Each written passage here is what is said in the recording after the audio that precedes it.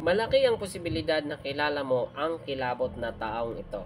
Dito sa unang larawan, makikita ang isang collage ng mga screenshot mula sa sikat na video game na Mr. Meat.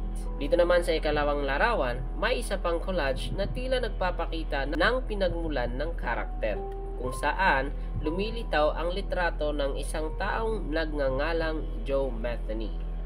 Para sa kaunting konteksto, ang Mr. Meat ay isang video game kung saan kailangan mong makatakas mula sa isang mamamatay taong butcher. At kahit hindi malinaw kung sinadya ba ito ng mga gumawa ng laro, may ilang pagkakatulad ang kwento sa tunay na kaso nitong si Joe Metheny. Si Metheny na nakatira sa Baltimore ay naging aktibo sa kanyang krimen mula 1976 hanggang 1996. Madalas siyang naninirahan kasama ng mga taong lansangan sa mga impronto na kampo.